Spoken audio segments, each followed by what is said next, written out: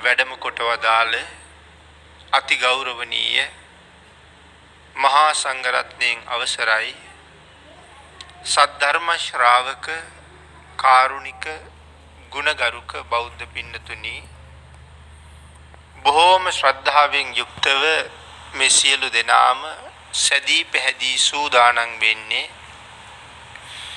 තථාගත ශාන්තිනායක සම්මා සම්බුදුරජාණන් වහන්සේ විසින් ලෝක සත්වයන් පිළිබඳව අප්‍රමාණ දයාවෙන් කරුණාවෙන් මෛත්‍රියෙන් යුක්තව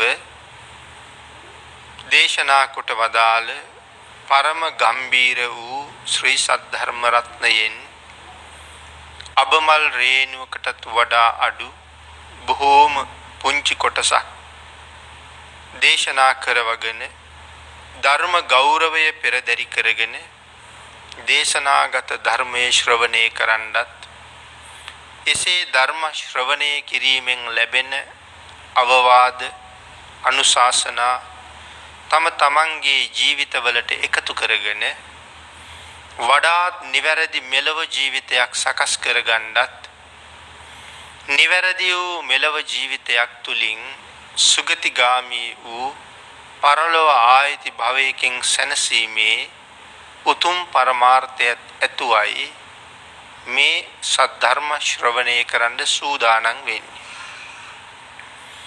පින්වත්නි බුදුරජාණන් වහන්සේ විසින් දේශනා කොට වදාළ පරම ගම්බීර වූ ශ්‍රී සද්ධර්ම රත්නය ශ්‍රවණය කිරීම දානය කරවීම මොනතරම් ආනිසංසදායකද කියන කාරණාව පැහැදිලි කෙරෙන ගාථා රත්නයක් තමයි ධර්ම මාතෘකාව බවටද පත් කරගන්නට යෙදුනේ.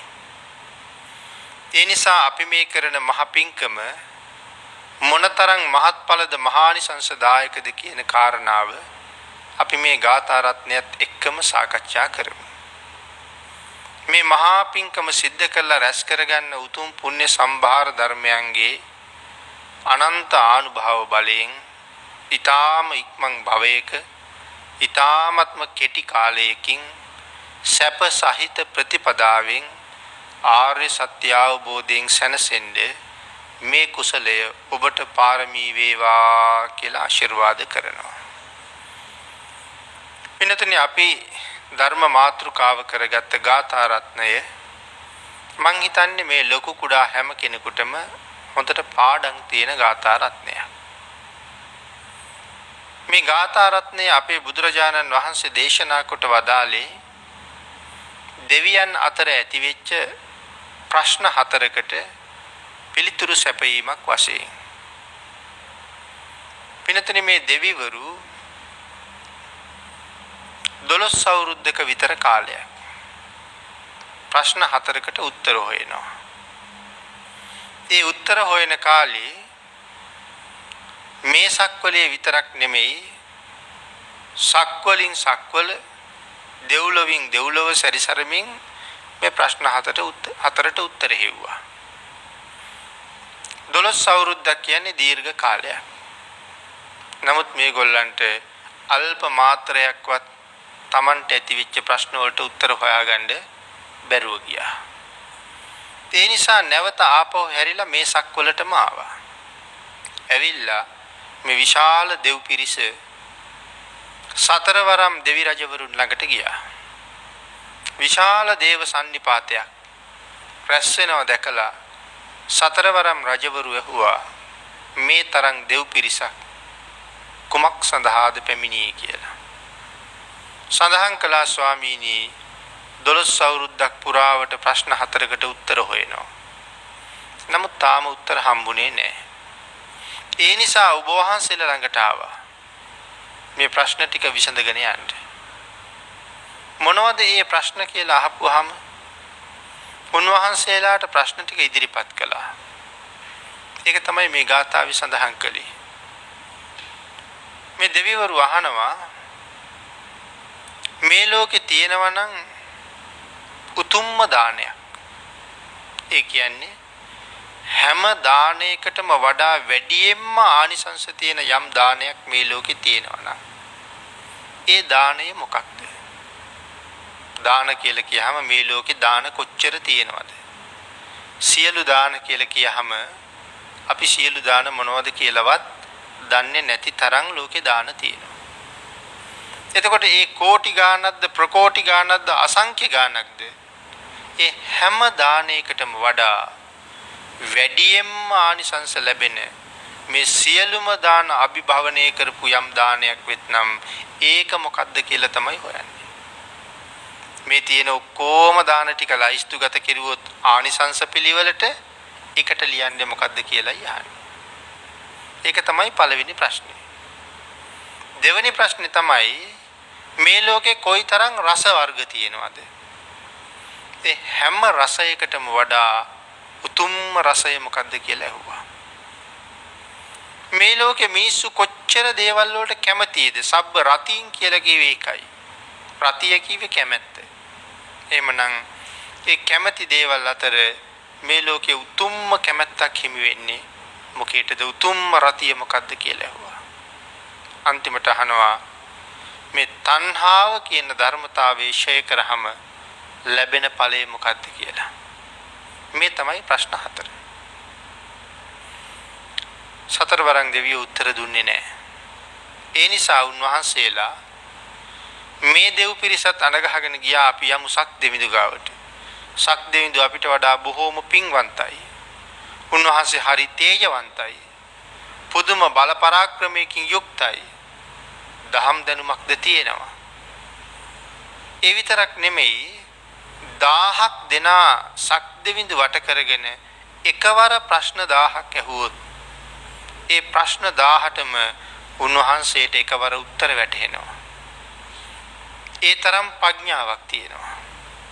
සහස්සක්ක කියලා නමකින් හැඳින්වුවේ නිසා. සක් දෙවිඳු හඳුන්වන්න නම් 7ක් තියෙනවා. ඒ 7 එකක් සහස්සක්ක. ඒ කියන්නේ එකවර ප්‍රශ්න 1000කට උත්තර වැටහෙන නිසායි සහස්සක්ක කියලා කියන්නේ. අපි යමු කියලා සියලු දෙනාම ගියා සක් දෙවිඳු ගාවට.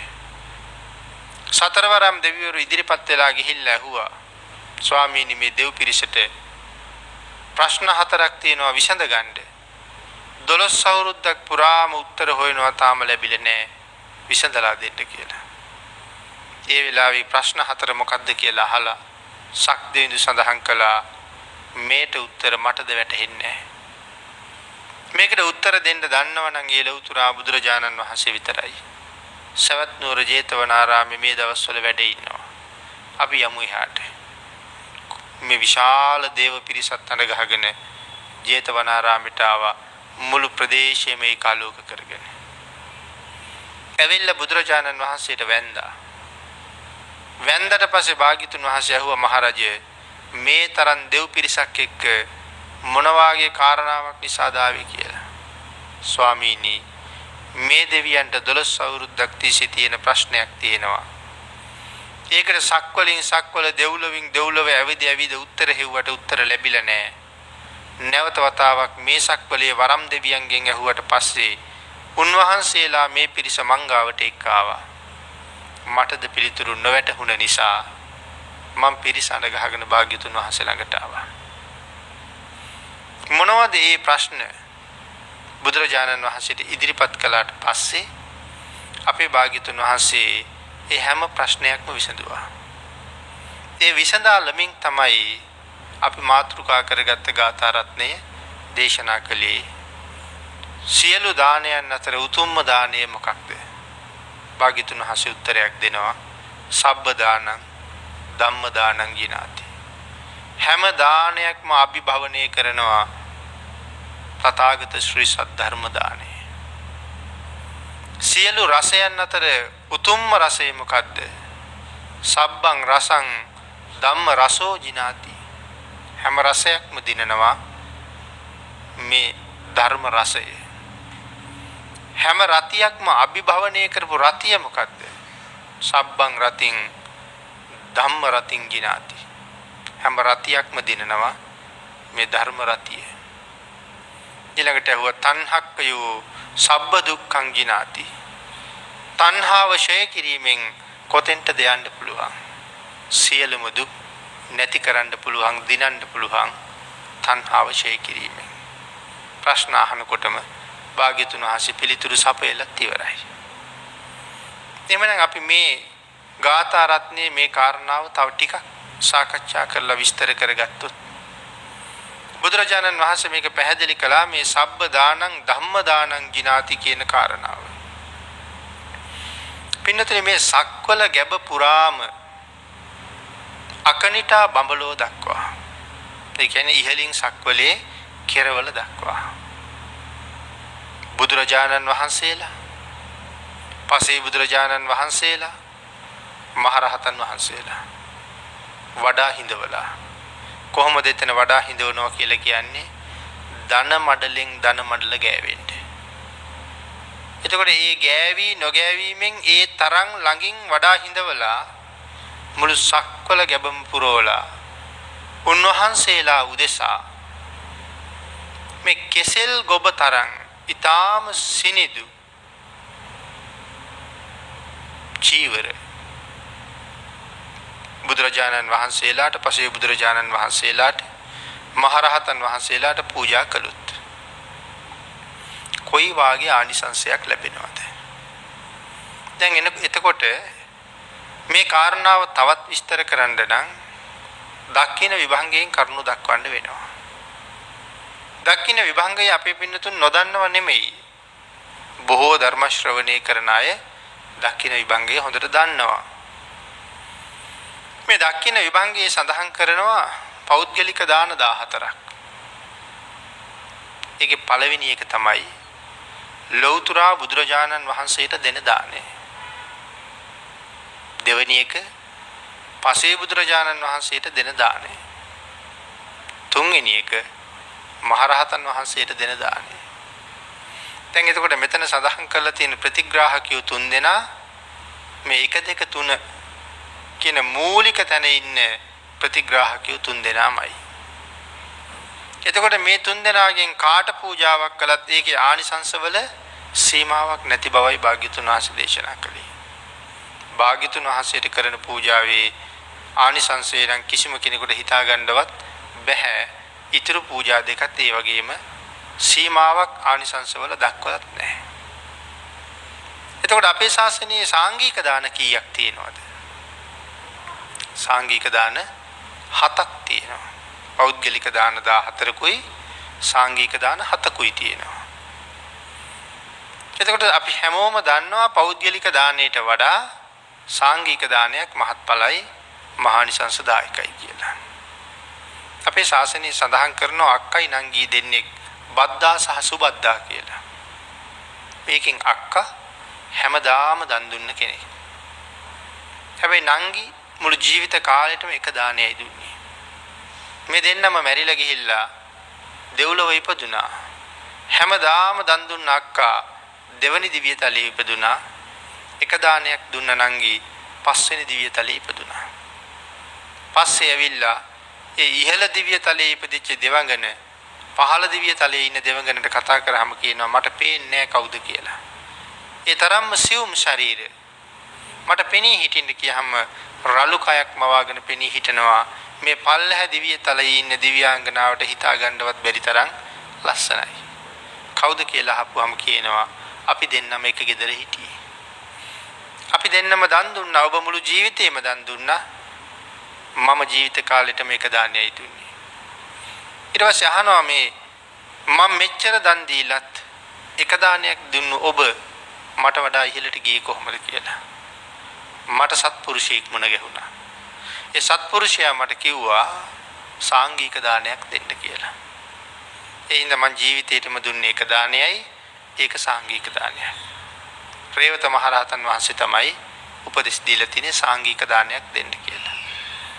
එතකොට ජීවිත කාලෙම දුන්න පෞද්ගලික දාන වලට වඩා ඒක සාංගික දානයේ මහත්ඵල වෙලා. එතකොට භාග්‍යතුන් වහන්සේ උදෙසා දෙන පෞද්ගලික දාණය හැබැයි ඔය සාංගික දාන සියල්ලටම වඩා ආනිසංසදායකයි. බුදුරජාණන් වහන්සේට දෙන පෞද්ගලික දානේ සාංගික දානයටත් වඩා ආනිසංසදායක වෙනවා. හේතුව ඒකට විශේෂ හේතුවක් තියෙනවා. ඒක හේතුව තමයි බුදුරජාණන් වහන්සේ සතු සත පුඤ්ඤ ලක්ෂණය. අපි පින්නතුන් දන්නව නේද මේ සත පුඤ්ඤ ලක්ෂණය කියන්නේ මොකක්ද කියලා? උන්වහන්සේ තරම් දන් දුන්න කෙනෙක් මේ ලෝක ධාතුවේ වෙන්නේ ඇත්තෙම නැහැ. ඒකයි මේ ප්‍රධාන වශයෙන් මහත්ඵල වෙන්නේ. සත පුඤ්ඤ ලක්ෂණය කියලා කියන්නේ අනන්ත සක්වල. අපි අනන්ත කියලා කියන වචනේ පාවිච්චි කරන්නේ සීමාවක් නැති හින්දා. අනන්ත සක්වල අනන්ත ජීවීන්. එක සක්වලක කොච්චර ජීවීන් ඉන්නවද? අනන්ත සක්වල අනන්ත ජීවීන් කියහම මේ කාරණාව අහගෙන ඉන්නවා විතරක්. හැබැයි අපිට මේ පෘථග්ජන මනසට මේක වැටහෙන්නේ නැහැ. මොන තරම් බුද්ධත්වයේ වෙනුවෙන් පාරමිතා පිරුවද කියන කාරණාව. අනන්ත සක්වල අනන්ත ජීවීන්. ඒ කියන්නේ නිරිසත්තුත් අයිති, පණුවොත් අයිති, මැස්ස මදුරුවෝ කෝඳුරුවන්ගේ ඉඳලා ඒ සියලුම සත්තුත් මේ අනන්ත ජීවීන් කියන තැන ඉන්නවා. දෙවියෝ බ්‍රහ්මයෝත් ඉන්නවා.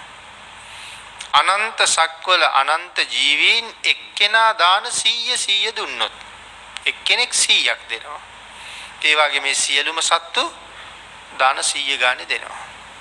එතකොට ඒගොල්ලෝ 100 ගානේ පූජා කරපු දාන ටික එක්කෙනෙක් 100 ගානේ ගොඩ ගැහුවොත් ඒ දාන කන්ද ගොඩ ගහන්න සක්වලවල් කීයක් ඕනේ වෙයිද? සක්වලවල් ගණනාවක නමුත් ගොඩ ගහලා තියෙන ඒ දාන කන්ද කොයිතරම් ප්‍රමාණයක් වෙයිද? බෝසතාණන් වහන්සේ බුදු බව වෙනුවෙන් තනියම ආන් ඒ දාන කන්ද වගේ දාන 100ක් තනියම දීලා තියෙනවා.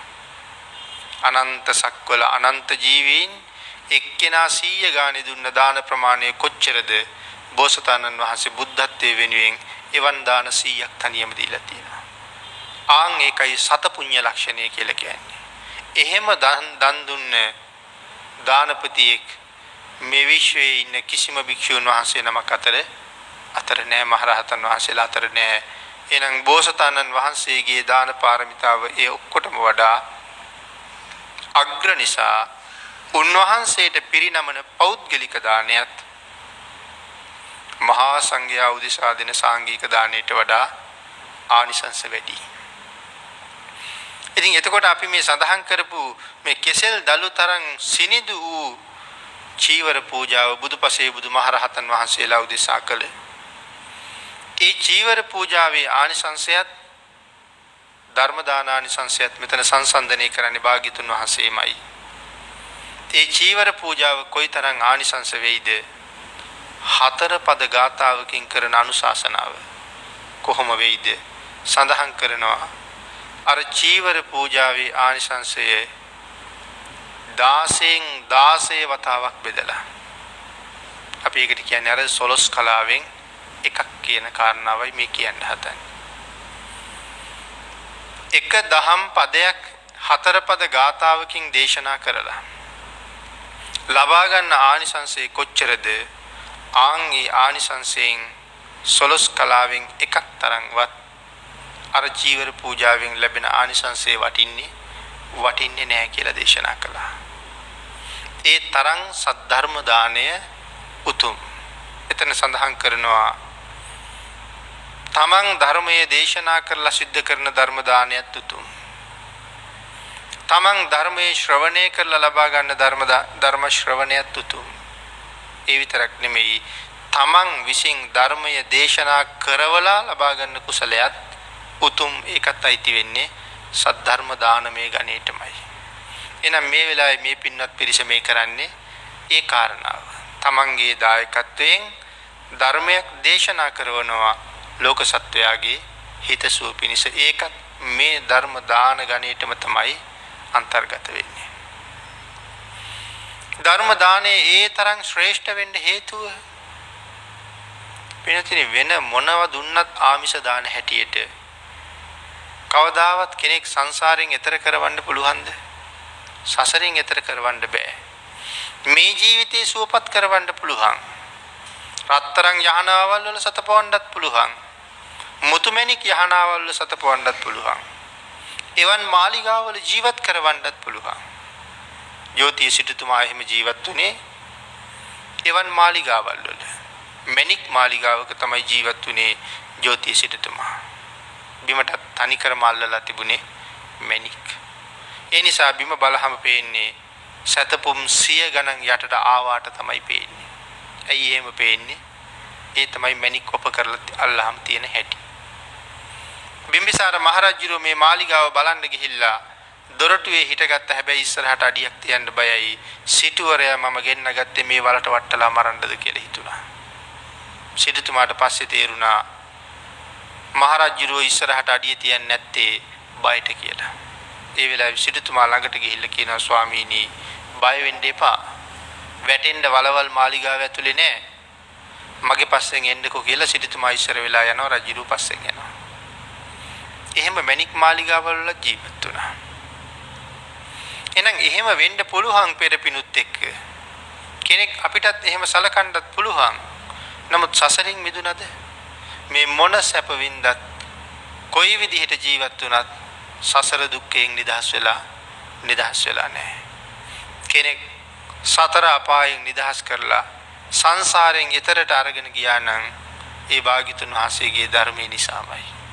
හැබැයි මහා ප්‍රඥාවන්තයොත් මේ ලෝකේ හිටියා. මහා දානපතියොත් මේ ලෝකේ හිටියා. ඒගොල්ලන්ට තමන්ගේ දාණයෙන් තනියම දිනන්නත් බැරි වුණා. ඒගොල්ලන්ට තමන්ගේ ප්‍රඥාවෙන් තනියම දිනන්නත් බැරි වුණා. ධර්ම රත්නේ පිහිට අවශ්‍යම වුණා. අපේ ශාසනයේ හිටපු මහා ප්‍රඥාවන්තයා මේ සියලු දෙනාම දන්නවා කවුද කියලා. භාග්‍යතුන් වහන්සේ විසින් මහා ඥානවන්තයා කියන විරුදාවලිය ලබා ගත්තේ සරියුත් මහ රහතන් වහන්සේ. බුදු පියාණන් වහන්සේම පැහැදිලි කරපු හැටි මහා කල්පයක් පුරාවට පායන්නෙම නැතුව වහින වස්සක ටිකක් වහින නෙමේ සක්වල පුරා වහින වැස්සක වැටෙන වැහි බින්දු ගාන කොච්චරද කියලා ඇහුවොත් අහපු නිමේෂයට සරියුත් මහ රහතන් වහන්සේ උත්තර දෙනවා. මේක උපමාවක් නෙමෙයි, උදාහරණයක් නෙමෙයි, මේක සාරිපුත්තයන්ගේ ප්‍රඥාවමයි කියලා භාග්‍යතුන් වහන්සේ පැහැදිලි කරනවා. ඒ තරම් මහා ප්‍රඥාවන්තයාටවත් තනියම සසරින් මිදෙන්න බැරි වුණා. අස්සජී කියන මහා සත්පුරුෂයන් වහන්සේ මුණ ගැහිලා උන්වහන්සේගෙන් බණපදයක් අහලම තමයි ධර්ම අවබෝධ කරගත්තේ. පෙරපින් පිරීලා තිබුණා. යේ ධම්මා හේතුප්පබවා තේසං හේතුන් තථාගතෝ ආහ කියන වචන ටික එහිමත් එක තමයි ඒ කුසලයට එක ධර්ම අවබෝධය ලැබුණේ. ප්‍රඥාව කොතරම් තිබුණත් ධර්මයේ වැටහුන්නේ නැහැ. එහෙනම් එහෙම බණපදයක් අහගන්න නොලැබුණා නම්, එවන් සත්පුරුෂයෙක් මුණ නොගැහුණා නම් ඒ මහා ප්‍රඥාවන්තයත් සසරින් මිදෙන්නේ නැහැ. තනියම අවබෝධ කරලා මිදෙන්න බෑ. ආන් එහෙමනම් සෝවිසි අසංකේයක තරම් සත්ව ප්‍රමාණයක් සංසාර සාගරයෙන් ඈතර කරවන එකම කාරණාව භාග්‍යතුන් වහන්සේගේ ධර්මයයි. ආන් ඒ ධර්මයේ ලෝකයට දානය කරන එක මොන තරම්නම් මහත්ඵල මහානිසංසදායක වෙනවද? ඒකේ සීමාව කියලා ඉවර කරන්න පුළුවන් කමක් නැහැ. දෙවැනි කාරණාව සබ්බං රසං ධම්ම රසං ජිනාති. මේ ධර්ම රසය කොයිතරම් ශ්‍රේෂ්ඨද? පින්නතනේ මේ ලෝකේ රස වර්ග 6ක් විතර සඳහන් කරනවා. එතන සඳහන් කරනවා මේ ලවණ රස, ලවණ මල රස කියලා සඳහන් කරනවා. ඊට අමතරව තිත්ත, කටුක, කසාය, මధుර ආදි වශයෙන් රස වර්ග 6ක් සඳහන් කරලා තියෙනවා. මේ ලෝකේ කොයි රසයක්ද භුක්ති විඳින්නේ අපි? ඒ හැම රසයක් ඇතුළෙම මේ රස වර්ග කලවම් වෙලා තියෙනවා. මේ ටික අඩු වැඩි වශයෙන් සංකලනය වුණාම තමයි අපි මේ විදිහේ ප්‍රණීත රසය හැදිලා තියෙන්නේ. එහෙනම් මේක තමයි ලෝකේ තියෙන රස වර්ග 6. සඳහන් කරනවා ලෝකෙහි යම් තාක් රසයෝ ඇද්ද ආන්ගේ සියලුම රසයන් පරාජය කරනවා භාග්‍යතුන් වහන්සේගේ ධර්ම රසය. සත්‍යයගේ කන මොනතරම් පිනවන්න පුළුවන් වුණාද? සත්‍යයගේ හිත මොනතරම් සුවපත් කරවන්න පුළුවන් වුණාද? ඒක නිසා සඳහන් කරනවා දෙවියන්ගේ සුදා භෝජන රසයේද භාග්‍යතුන් වහන්සේගේ ධර්ම රසය තරම් උතුම් නෑ කියලා. දෙවියෝ ළඟ තියෙන අමෘත රසය ධර්ම රසයට බොහොම පල්ලෙහින් තියෙන්නේ. ධර්ම රසය ඊට වඩා බොහොම ඉහළින් තියෙන බව සඳහන් කළා. ඊළඟට සඳහන් කළා මේ ධම්ම රසං කියන කාරණාව තවත් විස්තර කරනවා ලෝකෝත්තර ධර්මයේ සත්‍තිස් බෝධිපාක්ෂික ධර්ම. ඒ වගේම නොඑක ආකාරයෙන් අපි සාකච්ඡා කරන මේ ධර්ම රත්නේ විවිධ ප්‍රභේද මේ ධර්මයේ එකක් ගානේ කරුණක් ගානේ වචනයක් ගානේ සත්වයාගේ සිත සුවපත් කරනවා මිසක් කවදාවත් බණ අහපු කෙනෙක්ගේ හිත තැලිලා පොඩි වෙලා විනාශ වුණේ නැහැ. තැලිලා පොඩි වෙලා තිබිච්ච හිත සුවපත් කිරීම කෙරුවේ ධර්මයෙන්. පාපයෙන් දූෂිත වෙලා තිබිච්ච හිත සුවපත් කළේ ධර්මයෙන්. භාග්‍යතුන් වහන්සේගේ එක බණ පදයක් කී දෙනෙකුගේ සංසාර ගමන සුවපත් කළාද? සසර බොහොම පින් තිබිලත් ගුරුවරයාගේ වැරදි ඉල්ලීමක් නිසා පව් කරන්න පෙළඹිලා හිටිය අඟුලිමාල වගේ අය දමනය කරන්නත් අපේ භාග්‍යතුන් වහන්සේ පාවිච්චි කළේ මේ නිර්මල ධර්ම රත්නයම තමයි. බුදුරජාණන් වහන්සේගේ පිටිපස්සෙන් එලවගෙන ආව කඩුව අමෝරගෙන අන්තිම ඇඟිල්ලයි සම්පූර්ණ කරගන්න සූදානම් වෙන්නේ. නමුත් භාග්‍යතුන් වහන්සේ 이르දියක් දක්වලායි තියෙන්නේ. අඟුලිමාල එළවනවා. භාග්‍යතුන් වහන්සේ හිමීට වඩිනවා. අඟුලිමාල කියලා කියන්නේ වෙහෙසටපත් වෙන කෙනෙක් නෙමෙයි. මොකද ඇත්තු ගණනාවක ශක්තිය තියෙන කෙනෙක්. අජානීය පුරුෂයෙක්. ඒ නිසා බොහොම පහසුවෙන් වෙහෙසෙන්නේ නැහැ. මොනතරම් වේගෙන් දීවා කියලා සඳහන් කළාද? අපි අතරින් පැනලා දීවොත් අපි පෑගිච්ච බව නම් ඇත්ත කාට පෑගුණාද කියලා දකින්න වෙන්නේ නෑ. ඒ තරම් වේගවත් කියලා සඳහන් කරනවා. අනිත් බලාගෙන ඉන්න අයට නොපෙනෙන වේගකින් දුවනවා කියලා. ආන්ගේ තරම් වේගකින් තමයි බුදුරජාණන් වහන්සේගේ පස්සෙන් එළවන්නේ. හැබැයි හැටි වැටිලා දාඩිය දානකම් එළෙව්වා. ටික මෙයාගේ මාන බිඳෙනවා. දුවන මෝ පිටිපස්සෙත් එළවලා අල්ලලා බිම ගැහුවා. දුවන ගෝන්නුත් කකුල් දෙකෙන් උස්සලා පොළවේ ගැහුවා. දුවන ඇත්තු අල්ලලත් උස්සලා පොළවේ ගැහුවා. ඒ තරම් වේගෙන් දුවපු මම අභිභවා දුවන්න කෙනෙක් හිටියේ නැති මේ ලෝකේ මේ ශ්‍රමණයා හිමින් වඩින පාගමනින් මට මොහොත ළඟා වෙන්න පුළුවන් කමක් නැහැ. මෙතෙක් කල් හිතාගෙන හිටියේ මම තරම් ශක්තිවත් කෙනෙක් නෑ කියලා. නමුත් දැන් නම් තේරෙනවා මට වඩා ශක්තිමත් අය ඉන්නවා කියලා. ආන්ගේ නිසා නතර වුණා. දැන් දුවන්න බෑ.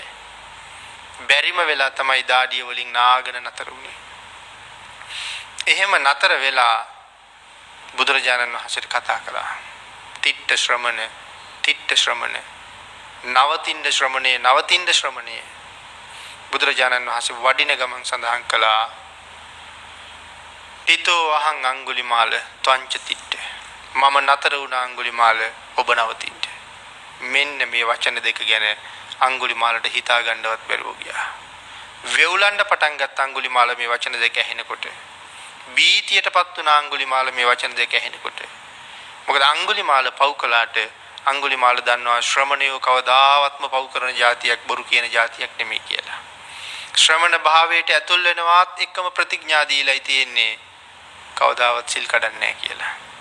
ඒහු ශ්‍රමණේ කවදාවත් බොරු කියන්නේ නැහැ. නමුත් මේ ශ්‍රමණයා වඩින ගමන් නතර වෙලා කියනවා නතර වෙලා ඉන්න මට නවතින්න කියලා කියනවා. මොකද්ද මේකේ තේරුම? ඒක හිතා ගන්න බැරුවයි වෙවුලන්නේ. කල්පනා කළා අහන්න ඕනේ මේක මම. දෙහිඳ ඇහුවා නැවතිච්ච මට නවතින්න කියනවා වඩින ගමන් ඔබ නැවතිලා කියලා කියනවා මොකද්ද මේකේ තේරුම කියලා. ආන්ගේ වෙලාවේ බුදුරජාණන් වහන්සේ අඟුලිමාලට සඳහන් කළා අඟුලිමාල මම මගෙන් කිසිම ප්‍රාණියෙකුට කරදර වෙන්නේ නැහැ. සබ්බේසු භූතේසු නිදහය දණ්ඩා. මම හැම ප්‍රාණියෙකුටම අභය දානෙ දීලා තියෙනවා. ඒ නිසා මම යන ගමන නවත්තලායි තියෙන්නේ. ඔබ තාම යන ගමන නවත්තලා නැහැ. මගේ ගමන මම නවත්තලා තියෙනවා. ඔබේ ගමන තව ඔබ නවත්තලා නැහැ.